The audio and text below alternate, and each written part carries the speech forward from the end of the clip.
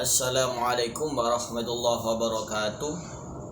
Berjumpa lagi bersama saya Fikri Fanani di channel Majelis Nalar Progresif.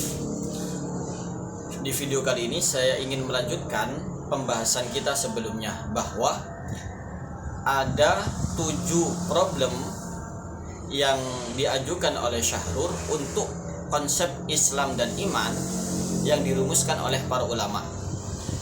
Problem yang pertama sudah selesai. Problem yang kedua, kata Syahrur bahwa kata Islam dan iman tidak bisa menjadi sinonim. Kenapa? Karena bertentangan dengan ayat Al-Quran. Al-Quran mengatakan, qalatil a'rabu amanna qul lam tu'minu walakin qulu aslamna. Kata Syahrur bahwa ayat ini menunjukkan bahwa ketika orang Arab mengatakan bahwa saya telah beriman, kemudian mereka dikritik, bukan, kamu belum beriman, tapi katakanlah bahwa kalian telah berislam. Walakin qulu aslamna, tapi katakanlah kami telah berislam, bukan beriman. Di sini menunjukkan bahwa Islam itu lebih dahulu sebelum iman. Sehingga kalau kata Syahrur, jika Islam dan iman itu sinonim, maka ayat ini tidak akan mengatakan demikian. Ini kata ayat ini memisahkan Islam dan iman menjadi amannah dan aslamnah, begitu. Problem yang ketiga yang diajukan oleh Syahrur bahwa banyak ayat Al-Quran yang mengatakan bahwa Muslim atau orang yang beragama Islam itu tidak hanya umat Nabi Muhammad dan yang mengakui bahwa Allah adalah Tuhan, tetapi bahkan umat-umat sebelum Nabi Muhammad mengatakan dirinya adalah Muslim.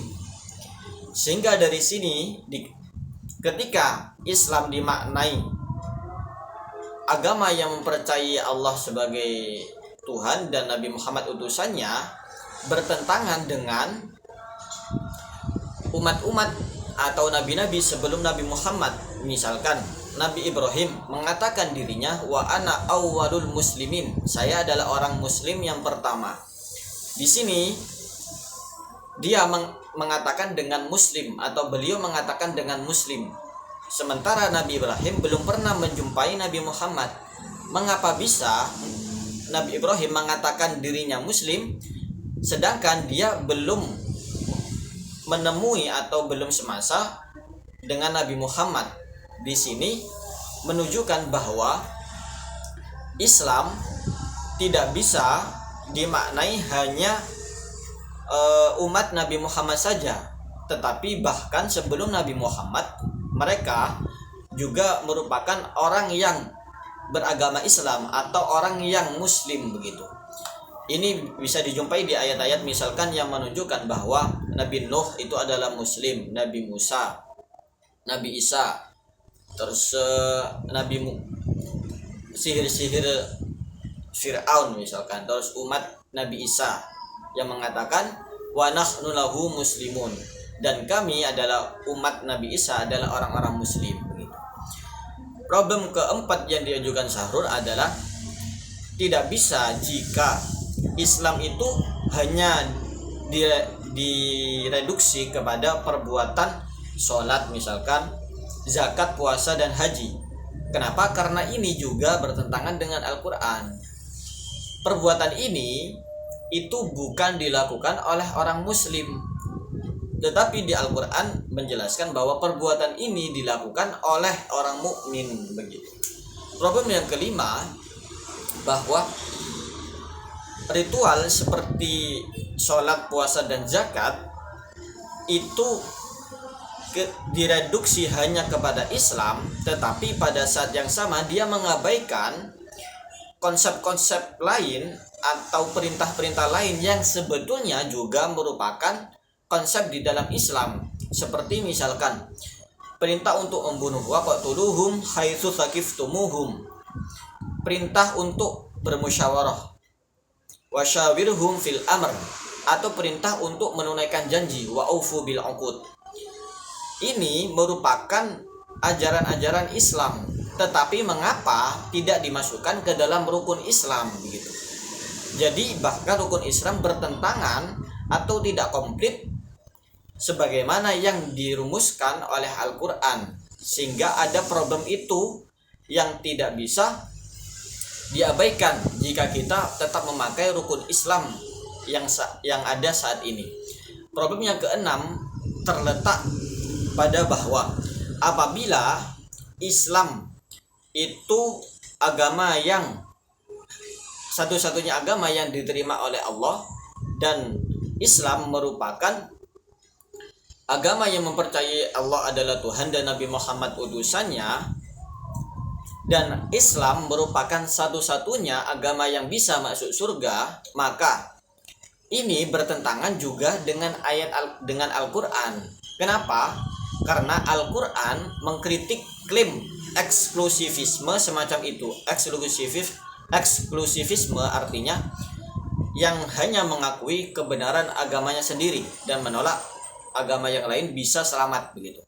Klaim eksklusivisme seperti itu ditentang oleh Al-Qur'an. Ayat yang mengatakan menentang itu yang dipakai Sahrur adalah wa qalu la yadkhula jannata illa man kana hudan aw nasara.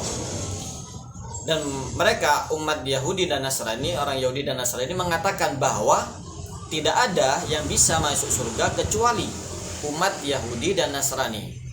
Nah, sehingga Quran mengkritik tilka amaniyuhum. Itu adalah angan-angan mereka, bahwa klaim eksklusivisme seperti yang ada di ulama tradisional itu bertentangan dengan ayat Al-Quran tadi. Problem yang terakhir yang diajukan oleh Sahrur ini yang menurut saya cukup kontroversi. Kata Sahrur bahwa Islam merupakan agama yang sesuai dengan fitrah manusia. Nah, tetapi ternyata rukun Islam yang selama ini itu bertentangan dengan fitrah manusia, sehingga rukun Islam ini tidak bisa dipakai. Apa pertentangannya? Kata Sahrur bahwa misalkan puasa. Kata Sahrur, fitrah manusia itu adalah makan dan minum. Tapi ternyata ada perintah untuk melarang dan minum pada waktu tertentu. Sehingga di sini puasa itu bahkan bertentangan dengan fitrah manusia. Dengan kata lain itu merupakan bukan ajaran Islam. Mengapa? Karena Islam sesuai dengan fitrah manusia. Tentang zakat misalkan, fitrah manusia itu adalah manusia mencintai harta, manusia menjaga hartanya. Tapi kemudian rukun Islam ada perintah untuk menunaikan zakat, sehingga itu bertentangan dengan fitrah manusia yang ingin memiliki harta. Kata Sahrur, fitrah manusia adalah wa tuhibbunal mala hubban jamma, bahwa fitrah manusia itu adalah mencintai harta, sehingga kalau ada rukun Islam yang memerintahkan untuk menginfakkan zakat itu bertentangan dengan fitrah manusia itu sendiri, bertentangan dengan Islam yang dirumuskan sesuai dengan fitrah manusia. Nah, karena rukun Islam yang bertentangan dengan fitrah manusia ini, sehingga tidak bisa ritual-ritual seperti zakat, puasa, dan haji dimasukkan ke dalam rukun Islam. Tapi kata Sahrur, ini dimasukkan ke dalam rukun iman. Kenapa? Karena perbuatan atau ritual-ritual ini dikerjakan oleh umat mukmin dan bukan oleh umat muslim.